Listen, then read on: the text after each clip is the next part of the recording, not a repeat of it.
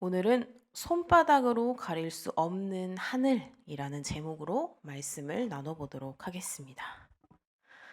여로보암은 아들 아비야가 병이 들자 그의 생사를 알기 위해서 아내 아히야 선지자에게 보냅니다. 1절에 그때라는 이 어구는 당시를 여로보암이 하나님의 사람의 죽음 사건 후에도 지속적으로 죄를 짓던 때와 연결을 시킵니다. 이로써 아비야의 병고가 여로보암의 죄 때문임을 넌지시 알리고 있습니다. 그는 아내에게 사람들이 못 알아보게 변장을 하고 실로의 아히야 선지자에게 가서 우리의 아이가 어떻게 될지 알아오라고 시킵니다. 이전에 아히야가 그의 왕될 소식을 전해줬었듯이 이번에도 이 아히야 선지자가 호의적인 대답을 은연중에 하는 것을 기대를 하고 있었던 것이죠. 그는 이 아히야를 속이기 위해서 아내에게 평범한 백성처럼 떡, 과자, 그리고 꿀을 선물로 가져가라고 지시를 하고 있는 이런 치밀함을 보입니다. 자신의 목적을 위해서 선지자를 속이려는 계획과 이 속임수는 앞서서 우리가 13장 11절에서 19절에 베델의 선지자, 늙은 선지자와 진배 없습니다. 이런 왕의 말에 따라서 왕비는 디르사에서 남쪽 30km 이상 떨어진 이 실로까지 가게 됩니다. 아이야는 연로하여서 눈이 보이지 않았었습니다. 근데 이는 그가 왕비를 알아보기 불가하다는 암시 중에 하나였죠. 이런 아이야의 육체적 눈은 그들의 눈과 같지 않고 쇠해서 보이지 않았지만 영적인 눈은 굉장히 밝아서 하나님의 계시를 보았습니다. 하나님은 방문자가 누구인지 그리고 방문 목적이 무엇인지 어떻게 답해야 할지를 이미 보이셨고 왕비가 변장하고 올 것도 하나님께서는 미리 아히야 선지자에게 알려주셨습니다. 따라서 아히야는 앞서 베델 선지자의 속임에 넘어간 이 하나님의 사람과는 다르게 상대의 속임을 꿰뚫어 볼 수가 있었던 거죠. 그는 왕비가 들어오는 이 발소리에 여로보암의 아내여 들어오라 라고 하면서 왜 다른 사람인 척 변장을 했느냐라고 먼저 선수를 칩니다. 왕비가 놀랄 새도 없이 그는 하나님께서 자신을 보내 흉한 소식을 전하도록 했다라고 덧붙입니다. 여로보암이 왕비를 보냈으나 실상은 하나님께서 아히야를 그에게 보내신 셈인 것이지요. 이처럼 여로보암 부부는 눈을 떴으나 하나님의 하시는 일을 보지를 못했고요. 선지자를 속이려 했으나 그 속셈이 이미 다 드러나 있었고 낭보를 원했으나 낭보를 듣지 못하고 비보를 들었습니다. 왕비는 이 베델 선지자의 아들처럼 왕의 지시에 순종할 뿐이었습니다. 영적으로나 도덕적으로 굉장히 무신경하며 자초지종만 전달하는 그런 역할을 담당하고 있었습니다. 여로보암에게 전달된 이 여호와의 말씀은 7절에서 9절, 그리고 10절에서 14절, 그리고 15절에서 16절 이렇게 세 부분으로 그의 죄를 고발하고 그리고 죄에 대한 심판을 선고를 합니다. 먼저 첫 부분에 7절에서 9절은 솔로몬 생전에 하나님이 아히야를 통해서 여로보암에게 전한 이 말씀을 기초로 해서 하나님의 은혜를 저버린 죄를 고소하고 있습니다. 여로보암을 백성 중에서 높여 사울과 다윗처럼 이스라엘의 주권자로 삼은 분은 이스라엘의 하나님 여호와이셨습니다. 그는 다윗 왕조에서 왕국을 찢어내어 그에게 주셨습니다. 새 겉옷을 12조각으로 찢어서 그 12조각에서 10조각을 그에게 준 일이 그 증표였고 또 그대로 이루셨습니다.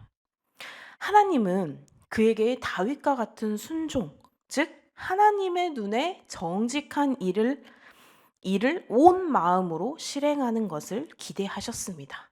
그러나 여로보암은 다윗과 같지 않았습니다. 오히려 하나님을 등 뒤로 내던졌고요. 자기를 위해서 우상을 만들어서 이전 백성들보다 더 큰 악을 행했습니다. 그가 만든 이 금송아지는 실상 하나님께서 금하신 다른 신이고 우상이었던 것이죠. 그는 순종의 조건으로 하나님의 임재와 그리고 견고한 왕조를 약속을 받았으나 스스로 이를 차버렸습니다. 그리고 둘째 부분에 10절에서 14절은 여로보암의 죄로 인한 가문과 왕조의 몰락을 선고합니다. 이 처음 11절에 12절과 끝 14절은 하나님께서 여로보암의 집을 끊을 것을 공통적으로 서술을 하고요. 중간에 12절, 13절은 아비야의 죽음을 예고하고 있습니다. 왕조의 몰락으로는 첫 번째로 가문 남자의 비참한 죽음이 묘사가 되고 있습니다. 여로보암에게 속한 사내는 누구든지 다 죽임당하며 대가 끊어질 것이다 라고 말을 해주고요. 그들은 똥덩이, 거름더미처럼 쓸어버림을 당하고 시신은 성읍과 들에 버려져서 개와 그리고 새의 밥이 될 것이다 라고 이야기를 하고요. 또 대가 끊기고 이 시신이 매장되지 못하고 훼손되는 것은 불순종의 형벌을 받았음을 암시를 하고 있습니다. 그리고 왕조의 몰락에는 선한 아비야의 죽음도 포함이 됩니다. 아비야는 여로보암의 아내에게 그녀가 디르사의 발을 디딜 때 아들이 죽을 것임을 예고합니다. 역설적이게도 여로보암과 관련된 이 남자들 중에서 이 아들에게서만 여호와를 향한 선한 일이 발견이 되었습니다. 그가 병고로 죽어가므로 하나님의 심판을 받는 것처럼 보이긴 하지만 실상 그 원인은 여로보암의 죄였었습니다.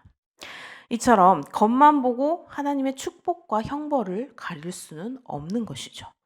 아비야의 병과 죽음은 오히려 하나님께서 그를 재앙에서 건지시는 방법이었습니다. 왜냐하면 그가 곧 죽게 되므로 이제 육체적인 고통도 끝나갑니다. 그리고 이 똥덩이처럼 취급되는 죽음의 재앙을 피할 수가 있었습니다. 그가 죽으면 온 이스라엘이 그를 위해서 가슴을 치며 애곡할 것이라고 했고요. 그의 시신은 고이 묘지에 안치될 것이므로 짐승에게 뜯길 이 재앙에게서 벗어납니다. 여로보암이나 이 아내는 아들이 죽을 운명에 애통을 하면서 하나님을 원망했을 것입니다. 왜 이러한 상황에 왔는지, 왜 내 아들이 병에 걸려 먼저 죽어야만 하는지 많이 애통하고 하나님을 원망을 했을 것입니다. 그러나 이 아들의 죽음은 다가올 재앙에서 그를 미리 건지신 하나님의 섭리이자 하나님의 은혜였던 것입니다. 이 사건은 그 의미를 제대로 숙고하는 자들에게는 두려움으로 하나님께 나아가는 그러한 길이 될 것입니다. 그리고 하나님은 다른 왕을 일으켜서 여로보암 왕조를 끊으실 것이라고 이야기를 합니다. 그때를 바로 오늘, 심지어 지금이라고 표현을 함으로써 하나님의 계획이 확정이 되었고요. 심판이 신속할 것을 알리고 있습니다. 실제로 이 여로보암이 죽은 후에 아들 나답이 왕이 되었지만 1년 만에 바아사가 일어나서 그를 죽이고 결국 왕이 됩니다. 그는 여로보암 가문에서 생명이 있는 모든 자를 죽이며 이로써 하나님의 예언이 성취가 되는 것이죠. 그리고 마지막으로 여호와의 말씀의 세 번째 부분 15절에서 16절의 부분은 여로보암의 죄로 인한 북이스라엘의 멸망을 선고하고 있습니다. 물에 심긴 이 갈대가 바람에 맥없이 흔들리듯이 하나님은 이스라엘을 쳐서 불안정한 왕조로 휩쓸리게 하실 것입니다. 그뿐만 아니라 그가 이스라엘 조상에게 기업으로 준 이 좋은 땅 가나안에서 이스라엘을 뽑아내어 유브라데 강 너머 나라로 끌려가게 하실 것입니다. 이들의 죄목은 아세라와 같은 가나안 신들의 형상을 만들고 그리고 그것을 숭배한 죄입니다. 그러나 근본적인 원인은 여로보암의 죄에서 시작이 되었죠. 그가 하나님을 버리고 우상을 택했고요. 성전, 제사, 절기, 제사장 등 하나님께서 제정한 이 신앙 체계를 본인의 마음대로 바꿈으로써 이 이스라엘 백성들까지 죄로 내몰았기 때문입니다. 지도자의 이런 불순종과 죄는 본인뿐만 아니라 이 공동체의 멸망을 결국 자초해버리고 만 것입니다. 이렇게 하나님이 아히야를 통해 예고하신 대로 여로보암의 아들은 죽음을 맞습니다. 아히야로부터 여로보암 집안에 대한 이 선고를 전달받은 여로보암의 아내는 일어나서 디르사로 돌아갔죠. 이전에는 세겜이 수도였습니다. 그런데 이즈음에는 아마 세겜에서 북동쪽 한 9km의 디르사로 옮긴 것으로 보여지는데, 그녀가 이 궁의 문지방에 이르렀을 때 아들이 죽고 말았습니다. 하나님께서 말씀하신 대로 온 이스라엘은 그를 장사하고요, 그를 위해 애곡했습니다. 여호와의 말씀이 이처럼 선포된 대로 성취가 됨으로써 앞으로 여로보암과 그리고 북이스라엘에 대한 그의 말씀 또한 다 실현될 것이 증명이 되었습니다. 그리고 여로보암의 이제 22년, 실제는 21년이라고 하는데요. 이러한 통치의 나머지 행적은 이스라엘 왕의 역대 지략에 기록이 되었습니다. 그는 통치 말기에 유다의 아비알과 그리고 전쟁을 벌이기도 했는데, 당시 이 아비암은 하나님을 의지하여 전쟁에 승리하고 점점 강성해져 갔습니다. 그러나 여로보암은 세력을 회복하지 못했고 하나님이 그를 치심으로 결국은 죽고 말았습니다. 그리고 그의 아들 나답이 왕위를 잇습니다. 여로보암은 이렇게 아들의 병이 나을 수 있는지를 알아보기 위해서 아내를 변장까지 시켜서 아히야 선지자에게로 보냅니다. 자기가 왕이 될 것을 예고해 준 선지자라서 또 좋은 말이 들릴 것을 믿었던 것이죠. 그런데 이 아히야 선지자는 늙어서 눈이 어두워 보이진 않았지만 하나님께서 여로보암 아내의 방문을 미리 알게 해주시고, 그리고 그에게 전할 흉한 메시지까지 먼저 담아주십니다. 선지자를 직접 대면하지 못할 만큼 여로보암은 이미 자식의 이 불길한 미래를 직감하고 있었습니다. 그러면 회개를 하면 될 것인데 회개를 하지 않고 이 변장을 선택할 만큼 그는 영적으로 굉장히 눈이 어두운 사람이었습니다. 사람은 속일 수 있어도 하나님의 눈은 속일 수 없다라는 이 사실을 일관되게 인정하지 않은 굉장히 완악한 사람이었습니다. 이러한 여로보암 가문의 악행이 결국은 폭로가 됩니다. 겨우 변장술로 정체를 이제 숨기려고 했지만 하나님께서는 그가 어떤 마음으로 행했었고 어떻게 주를 떠나 살았는지를, 그의 역사를 다 알고 계셨습니다. 하나님의 나라를 우상의 나라로 바꾸었으니 이제 하나님께서 그의 집을 말갛게 쓸어버리기로 하셨습니다. 그 집 남자들의 시신을 개가 먹고 새가 먹게 함으로써 여로보암에 이어서 왕위를 이을 사람이 없게 하신 것이지요. 이렇게 여로보암의 자녀는 죽을 것입니다. 하지만 그 이른 죽음이 그 집안의 가장 큰 축복이 될 만큼 더 혹독하고 더 수치스러운 그러한 죽음이 기다릴 것입니다. 여로보암과 함께 이 우상 숭배에 참여한 이스라엘들은 흔들리는 갈대처럼 열강들 사이에서 불안한 나날을 보내다가 강 너머 나라 아수르에 멸망하여 결국 붙잡혀가게 될 것입니다. 예고대로 여로보암의 아내가 집에 당도하는 때에 아들이 죽음으로써 말씀의 이 진실성이 입증이 되었고요. 그래서 이 작은 불순종이 모이고 쌓여서 돌이킬 수 없는 파국을 만듭니다. 그러면 나는 어디쯤 와 있을까요? 여로보암은 사람을 속일 수는 있어도 하나님의 눈은 속일 수 없다라는 사실을 일관되게 인정하지 않은 그런 완악한 사람이었습니다. 작은 불순종이 모이고 쌓여서 돌이킬 수 없는 상황이었죠. 우리는 토요일의 말씀과 그리고 주일의 말씀에 하나님께서 우리를 얼마나 관심 있게 보시는지를 우리는 알고 있습니다. 우리의 영육간의 생각을 다 알고 계시고, 그리고 언제나 우리를 지켜보시며, 기억나시죠? 째깍째깍. 네. 시계를, 우리를 위한 시계를 가지고 계시고, 그리고 그렇게 나눴습니다. 우리가 이야기로요. 이런 여로보암이 아이야 선지자를 속이려 한 것처럼, 나아가서 하나님을 속이려 한 것처럼 눈을 가리고 우리는 아웅, 우리 속담에 있죠. 눈 가리고 아웅. 이러한 것들을 하진 않는지요. 또는 손바닥으로 하늘을 가리려는 행동을 하고 있지는 않은지요. 아이러니하게 이 아비야의 아픔과 죽음이 하나님의 축복을 보여주는 그런 상황이 되었습니다. 더 큰 아픔이 찾아오기 전에 여로보암의 아들을 잃은 죽음으로써 먼저 축복을 해 주시는 그러한 상황이 된 것입니다. 하지만 여로보암은 하나님의 뜻을 전혀 알지 못하고 제발 아니기를 바라며 이 아히야가 자신에게 듣기 좋은 말만을 해주기를 바랐습니다. 때로는 우리에게 아픔이 되는 것 같기도 원망이 되는 것 같기도 이 하는 일들도 모두 하나님의 축복 속에 있다는 사실을 우리는 오늘 말씀에서 볼 수 있습니다. 하나님의 계획하심을 우리는 모두 알지 못합니다. 하나님께서 행하시는 일들을 우리가 감히 판단할 수는 없습니다.